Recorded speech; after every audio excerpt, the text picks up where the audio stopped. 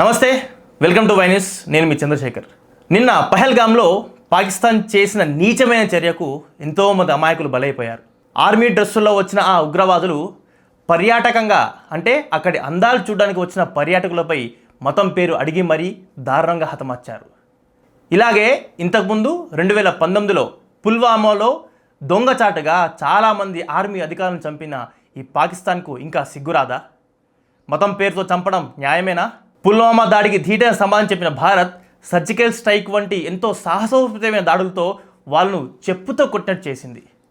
అయినా పాకిస్తాన్ ఇంకా బుద్ధి రాలేదు. ఈ నరమేధానికి ధీటుగా భారత్ ఆల్రెడీ సమాధానం చెప్తోంది. సింధు జలాలను ఇప్పటికే పూర్తిగా మూసివేసింది. పాకిస్తాన్ ఎంబసీ అధికారులను పాకిస్తాన్కు 24 గంటల్లో వెళ్ళిపోవాలని ఆదేశాలు జారీ చేసింది. పాకిస్తాన్ పౌరులకు భారత్ వీసాలు ఇప్పటికే రద్దు కూడా చేసింది. అటల్ వాఘా బార్డర్ను మూసివేసింది. ఇంత చేసినా భారత్ ఓర్పును చాతగానంతనం అనుకుంటున్న పాకిస్తాన్కు ఇకనైనా బుద్ధి చెప్పాల్సిన సమయం వచ్చింది.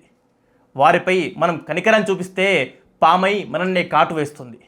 భారత ప్రభుత్వం పాకిస్తాన్పై యుద్ధానికి రంగం సిద్ధం చేసింది. మన నౌకాదళానికి చెందిన ఐఎన్ఎస్ విక్రాంత్, ఐఎన్ఎస్ సూరత్లను ఆల్రెడీ పాకిస్తాన్ వైపు తీరంలో సిద్ధంగా ఉంచింది. దానికి సంబంధించిన మాక్ డ్రిల్స్ కూడా జరుగుతున్నాయి. మన ప్రభుత్వ అధికారులు రాష్ట్రపతులు కూడా కలిశాయి. ఒకవేళ భారత్ నిజంగా పాకిస్తాన్పై దాడి చేస్తే ప్రపంచం మొత్తంలోని చాలా దేశాలు మనకు వెన్నుదన్నుగా నిలనున్నాయి. Russia, Germany, Italy, UK and Israel వీరు మనకు ప్రతి విషయంలో తోడుగా ఉంటున్నారు. అటు వాణిజ్యమే కావచ్చు, ఇటు దౌత్యపరమైన విషయాలే కావచ్చు. కానీ నిన్న చేసిన దాడికి ప్రపంచమంతా కూడా భారత్కు సహాయంగా ఉంది. అమెరికా అధ్యక్షుడు డొనాల్డ్ ట్రంప్ కూడా పాకిస్తాన్ చేసిన చర్యను తీవ్రంగా ఖండించాడు. ఒకవేళ పాకిస్తాన్ మరేదైనా చర్య చేస్తే ఖచ్చితంగా అడ్డుకుంటానని డొనాల్డ్ హామీ కూడా ఇచ్చాడు. ఆఫ్ఘనిస్తాన్ దేశానికి చెందిన తాలిబాన్లు కూడా ఇప్పటికే పాకిస్తాన్పై దాడి చేస్తూనే ఉన్నారు.